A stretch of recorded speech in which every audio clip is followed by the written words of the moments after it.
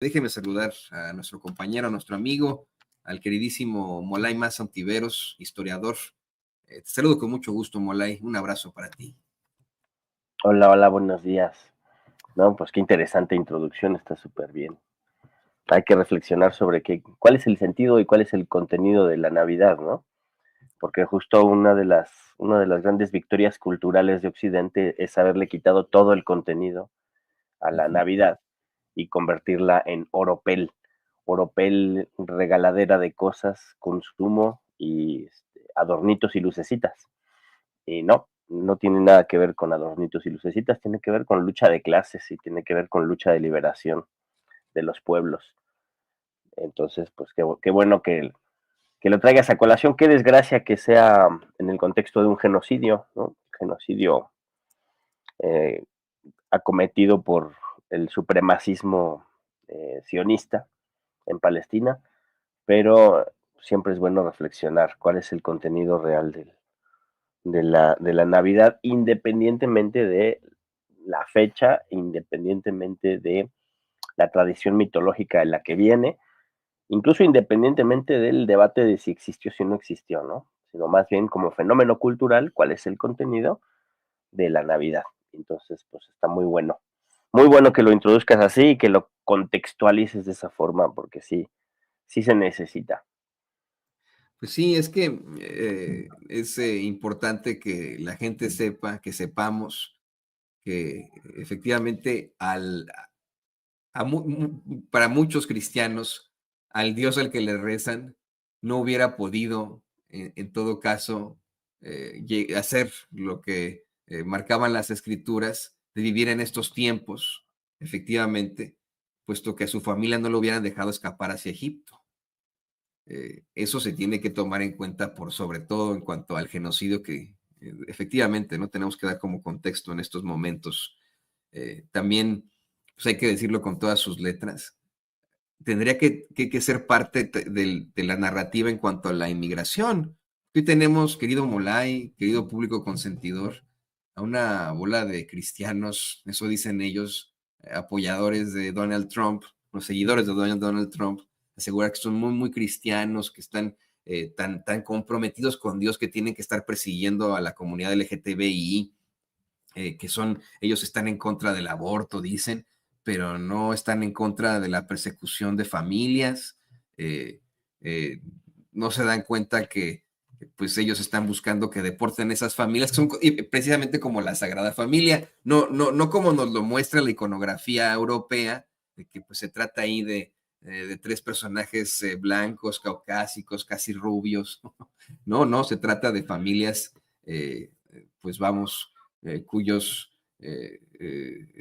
etnias determinan un color mucho más oscuro en su piel, y que además, bueno, escapan de la persecución, escapan de la maldad. De hecho, le voy a mandar, querido Molaya, don David, una obra que me encontré por ahí, me pareció muy interesante. Déjame ver si la encuentro por ahí. Aquí está. No conozco al artista, la quiero compartir contigo, la quiero compartir con el público de Sin Censura. Es una obra en la que sale un señor con su esposa y un niñito cruzando la frontera. La publica alguien que se identifica como Mario del Desierto. Y bueno, pues está durísima la imagen, pero insisto, creo que debemos ser en todo este contexto en medio de la injusticia que ocurre hoy en el mundo, ¿no? Ahorita le voy a poner a David, ahorita que la saque, te aviso. Ahí está, es esta, mira, es esta mera, ¿no? Eh, Otra Sagrada Familia. Sagradas Familias en Gaza, Sagradas Familias aquí en la frontera entre México y Estados Unidos. Y esas son las Sagradas Familias a las que quieren detener, deportar y en el peor de los casos, Molay, exterminar como ocurre en Gaza, ¿no? Así las cosas. Y es que ahorita lo que me haces es reflexionar, ¿no? Sobre justo el tema de lo religioso y lo político, ¿no? Entonces, pues nunca se presenta la cuestión religiosa totalmente separada de la cuestión política, de la cuestión económica, ¿no? De lo cultural, de lo étnico, siempre está entrelazado, ¿no? Y en este momento, justo, tú puedes escuchar discursos políticos, algunos delirantes de plano, pero que tienen un contenido religioso muy fuerte, ¿no? Por ejemplo, en los discursos de Javier Milei o los discursos del mismo Donald Trump, ¿no? Donde se apropian de algunos elementos del cristianismo, en el caso del cristianismo evangélico, ¿no? Que se lo han adueñado sectores de la ultraderecha y del conservadurismo más rancio, ¿no? Que tienen su propia versión de un cristianismo protestante calvinista que ilustró muy bien Max Weber en esto de la ética protestante y el desarrollo del capitalismo, ¿no? En donde justo se permite ya la usura, se permite ya la explotación y se permite la acumulación de riqueza y se ubica la acumulación de riqueza como un objetivo religioso, ¿no? Y, y la relación con lo divino a partir de esa acumulación de la riqueza, una teología de la prosperidad, ¿no? Una teología de la prosperidad que se convierte a su vez en una justificación y en un discurso de segregación, de dominación y de discriminación del otro, ¿no? Ya se rompe con el mensaje de Cristo de el amor al prójimo, ¿no? Ellos profesan el amor al próximo, ¿no? El amor a sus allegados, a su grupo pequeño, ¿no? A sus cuates, a sus compadres, a su sector de clase, a su familia, en el mejor de los casos, pero a veces ni así, porque luego entre ellos mismos se matan, ¿no? Y en el caso de Milei tienes un discurso donde retoma el judaísmo, ¿no? Una versión bastante reaccionaria, una versión bastante posmoderna, ¿no? Y bastante clasista, racista del judaísmo, ¿no? Y asume, incluso asume que el judaísmo y que en el evangelio están los contenidos del capitalismo moderno, ¿no? Y obviamente eso es una absoluta mentira, pero además está tratando de justificar teológicamente el saqueo, el abuso, la dominación, ¿no? La explotación, la violencia, y está extrayendo algunas frases de los textos bíblicos, ya sea de la Torá o sea del Nuevo Testamento, para acomodarlas a su beneficio, ¿no? Diciendo, por ejemplo, que la versión de la Torá correcta y que se está realizando es el genocidio en Palestina, ¿no? Que sostener el genocidio en Palestina y la existencia del Estado sionista es cumplir con las sagradas escrituras. Entonces, si no respondemos a eso, si nosotros seguimos en la vieja tradición de que la derecha se quede con los textos bíblicos, de que la derecha manipule la religión, y si nos quedamos en la vieja lógica racionalista, positivista, izquierdista en algunos casos, ¿no? Renacentista, iluminista, ¿no?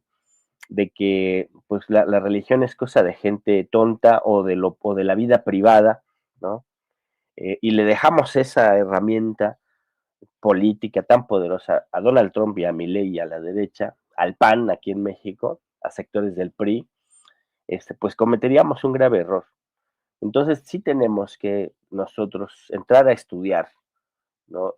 Los textos bíblicos, reflexionar de qué se trata esto de la religión, cuál es, qué significa la religión, las religiones como fenómeno humano, ¿no? Como praxis humana, y cómo lo religioso, la expresión religiosa de lo humano, forma parte o puede formar parte de procesos de liberación, incluso de procesos de concientización, y no son un lastre para las transformaciones, sino al contrario, son parte de la experiencia humana que pueden potenciar enormemente los procesos de liberación humana, ¿no? y discutir esas versiones maniqueas, reaccionarias del catolicismo, del judaísmo o del islam también, o de otras expresiones de lo religioso, ¿no? Y creo que vale mucho la pena. De entrada, mienten cuando dicen que los textos sagrados justifican, ¿no?, sus abusos y su violencia. En primer lugar, porque los abusos y la violencia que están eh, expresados en los textos, ¿no?, en la Biblia, en la Torah, son parte de la historia de pueblos, ¿no? Son parte de acontecimientos de pueblos, algunos históricamente demostrados, otros no, ¿no? Pero forman parte de una realidad pasada, ¿no?, y de una lógica y de una moralidad vigente en aquella época, hace 2000 años. Eso ha sido en mucho superado, ¿no? Por ejemplo, se justifica la esclavitud o se justifica el patriarcado y la dominación de las mujeres en muchos textos, pues eso es parte de la moralidad vigente y de la legalidad vigente en aquella época.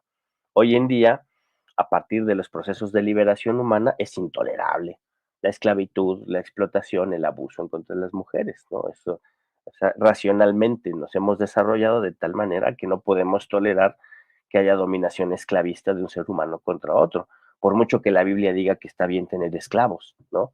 Eso hay que ubicarlo como una moralidad y una costumbre vigente hace 2000 años, ¿no? Por otro lado están los milagros, ¿no? Los milagros, estos grandes acontecimientos que pudiéramos ubicar como sobrenaturales, que habría que entenderlos como parte de una retórica, como parte de una forma de literatura. Lo que busca es convencer y lo que busca es promover y lo que busca es sensibilizar e impresionar. Es como Hollywood, es como una gran película al lector, al oyente, para que crea y para que confíe en lo que se le está diciendo. Pero es un giro lingüístico, es un giro literario. Y lo que hay que ver de profundo es el mensaje. ¿Cuál es el mensaje allí? El mensaje es traer la justicia a la tierra. El mensaje es que los injustos no acumulen la riqueza que le quitan a los justos. El mensaje es que se proteja al huérfano, se proteja a la viuda, se proteja al incluso hay una parte muy clara donde dice que hay que proteger al extranjero, al migrante, ¿no? Y que hay que visitar al encarcelado o liberarlo en el mejor de los casos, ¿no? Y que hay que dar de comer al hambriento. Ese es el mensaje de la justicia. Cuando Cristo dice, mi reino no es de este mundo, no está diciendo, allá después de la muerte está la felicidad, aquí hay que sufrir. No, no está diciendo eso, está diciendo, las reglas que controlan este mundo no son justas y hay que cambiarlas. Este no es el mundo de los seres humanos, este no es el mundo que merecemos vivir, es el reino de la justicia, el mundo en el que merecemos vivir, no este. Entonces está llamando a una transformación, ¿no? No a acomodarse a la civilización, sino a transformar la civilización. Cuando el Imperio Romano hace la iglesia, la religión católica oficial, ¿no?, el cristianismo, religión del imperio, le quitan ese contenido de transformación y dicen, este es el mundo vigente, es el mundo que hay y solo después de la muerte vendrá la felicidad y la vida eterna, ¿no? Entonces hay un debate, fíjate, un debate de hace 1500 años, ¿no?, sobre qué cosa es el escatón, el final, el apocalipsis, ¿no? El cristianismo tradicional diría el apocalipsis, el escatón, el final, es la ruptura con la tradición, con la tradición de explotación y con la injusticia y la construcción de un mundo nuevo en la tierra. Y la versión escapista, la versión del imperio sería, es el fin del mundo apocalíptico, mitológico, en donde todo se acaba y pasamos a una realidad alternativa, ¿no? Mágica, cómica, musical, donde seremos felices por 1000 años, pero allá, en otro mundo, en otra realidad, en otra dimensión, después de la muerte, ¿no? Esto es un debate que hay que echarse, hay que discutir y decirle a Donald Trump que no, ninguna religión, ni menos el cristianismo, justifica el racismo, ni la xenofobia, ni las políticas de exclusión, ni la persecución, ni el capitalismo, sino que al contrario. O sea, si algo era Cristo, si algo no era Cristo, era un acumulador de riquezas, ¿no? Y en los pasajes del Evangelio uno puede encontrar muchas partes donde Cristo le enseña a sus alumnos a compartir, a vender sus riquezas y a distribuir la ganancia entre sus compañeros, ¿no? Y a que la vida en común es la vida de mayor felicidad, la vida de no acumular bienes y de distribuir los bienes por igual entre quienes trabajan es la vida, la mejor vida posible. Eso pues está aquí, no hay justificación ni del capitalismo ni del imperialismo. Entonces, pues eso, hay que entrarle a esa discusión, no hay que dejarle, decía Juan Carlos Monedero que se le ha dejado el diccionario a la derecha en palabras, conceptos como libertad o como democracia, ¿no? Que la derecha los usa para justificar un montón de abusos, un montón de genocidios en este caso, ¿no? Pero tampoco hay que dejarles, si no hay que dejarles el diccionario, tampoco hay que dejarles la Biblia, ¿no? Y en una de esas tampoco el Corán hay que dejárselos, lo que pasa es que ellos son una civilización, se sienten la civilización occidental y se confrontan con el Oriente y con los musulmanes y por eso repudian el Corán. Pero también hay sectores de la derecha que agarran el Corán para justificar sus abusos. Por ejemplo, estos grupos, ¿no? Que fueron el ISIS, ¿no? Daesh, los de al frente al-Nusra y la gente esta de Al-Qaeda, que ahora los están purificando, ¿no? Ahora que han quitado del gobierno a Bashar al-Assad, ¿no? Y que pueden convertirse en un gobierno tite del imperialismo gringo, ya no son terroristas, ¿no? Y ellos, esos terroristas, yihadistas, utilizaban la letra del Corán para justificar sus abusos, ¿no? Una lectura del Corán reaccionaria que utilizaban como propaganda para justificar sus asesinatos y sus crímenes en contra de musulmanes, en contra de cristianos, pero sobre todo de musulmanes. La mayoría de sus víctimas eran musulmanes, ni judíos ni cristianos, musulmanes, ¿no? Y ahora que han servido como ariete para derrocar a Bashar al-Assad, son justificados como freedom fighters, ¿no? Ya no son terroristas, ya no están en la lista de los más buscados, ahora son amigos del imperio, ¿no? Y van a gobernar de una forma obviamente muy dura y bastante reaccionaria, utilizando el Corán como justificación, así como el talibán, ¿no? Cuando tienes escuelas de musulmanas que tienen una lectura humanista del Corán y que lo que hacen es luchar en contra de la injusticia y por la igualdad de los seres humanos, a la letra del Corán también, ¿no? Claro, la discusión teológica es muy distinta y la discusión política es muy distinta, ¿no? Porque ellos sí llevan a la realidad actual la moralidad vigente descrita en el libro, ¿no? Entonces el machismo es muy fuerte, ¿no? El control de la vida moral es muy fuerte, pero es algo que se debe ventilar y que se debe aprender y discutir, ¿no?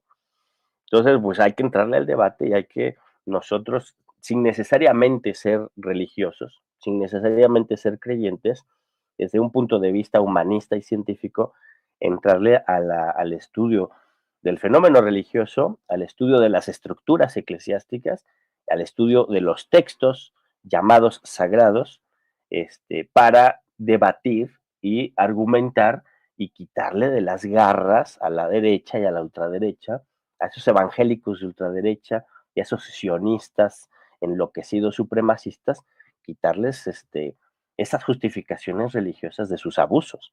Y más bien nosotros podemos encontrar argumentaciones teológicas de la lucha por la justicia. Y además es muy bonito porque son textos pues, históricos, ¿no? Yo siempre leo la Biblia desde una clave filosófica. A mí se me hace que es un texto de filosofía que busca resolver desde la espiritualidad humana problemas que aquejan a la humanidad hasta la actualidad. No, y es que, a ver, las tres principales religiones del mundo, el judaísmo, el cristianismo y el islam, son religiones de paz, son religiones basadas en la paz absoluta. Me quedo muchísimo con esto que nos dices, Molay, de cómo es que efectivamente, no por, no sé, ¿no? Hablar de esta falsa premisa de que la religión es ignorancia, vamos a darle a la derecha, vamos a cometer el grave error darle a la derecha esa herramienta tan poderosa que son los textos sagrados, ¿no? Es un grave, grave error, tienes toda la razón. Me pongo a pensar algo que platicaba con el público consentidor hace tiempo sobre cómo es que efectivamente el Estado político de Israel basa sus vejaciones, incluso, ¿no? En estos textos sagrados, en el Tanaj, ¿no? El mismo Tanaj, que pues sí, igualmente ahí están los libros del profeta Jeremías, en los que precisamente Dios habría de alguna otra forma castigado al pueblo de Judá debido a una serie de transgresiones que iban desde la adoración de otros dioses, el sacrificio de niños, el tener varios falsos profetas, el quebrantar el pacto, ¿no? El abandonar a Dios, la confianza en rituales superficiales para hablar precisamente, ¿no? De tener al dinero más allá que a Dios como algo importante, de la injusticia social, ¿no? Esas son las anotaciones que yo hice después de haber revisado por ahí el libro del profeta Jeremías. Se plantea en Jeremías cómo es que el pueblo de Judá había explotado a viudas, huérfanos y extranjeros, ignorando el mandato de Dios de cuidar a los más necesitados. Cómo es que los líderes, comerciantes e incluso figuras religiosas eran culpables de corrupción, fraude y robo, lo que creaba una sociedad profundamente desigual e injusta. La violencia estaba extendida desde asesinatos hasta actos de crueldad, contribuyendo al desmoronamiento de la moralidad pública. Y esto, insisto, ¿no? Viene con, así comienza parte del libro, ¿no?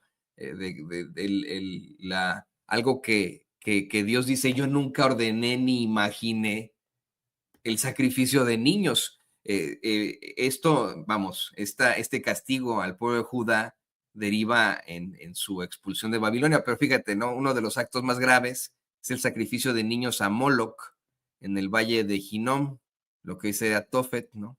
Y esto, insisto, ¿no? En la Biblia, en el Tanaj, ¿no? Y en la Biblia cristiana y también en el Corán, pues lo plantea Dios así. Dice, nunca ordené, le dice a Jeremías, ni imaginé algo así como el sacrificio de niños. Algo que, mira, me parece va de la mano con lo que desafortunadamente ocurre en estos momentos. Este es un sacrificio de niños.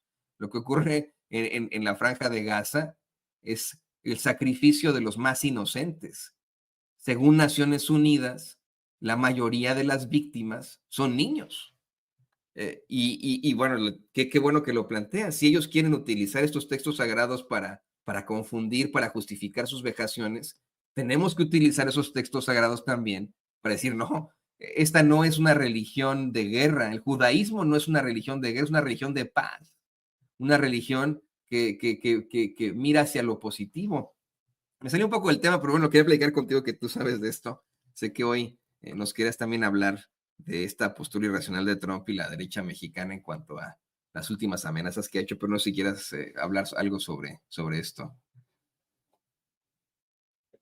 Sí, tiene todo el sentido, porque justo, o sea, Trump, la base social que apoya a Trump es una base social evangélica, ¿no? Básicamente, fundamentalmente evangélica, que tiene una lectura de la Biblia, una lectura reaccionaria de la Biblia, ¿no?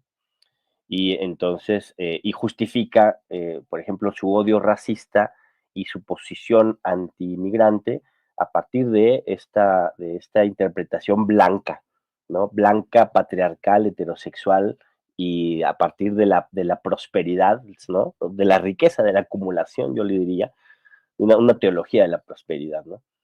Que se contrapone a una teología de la liberación, ¿no? Y ahora está en una actitud irracional justamente con esto de que dice que por sus calzones él va a declarar, ¿no?, terroristas a los grupos del narcotráfico internacional, ¿no?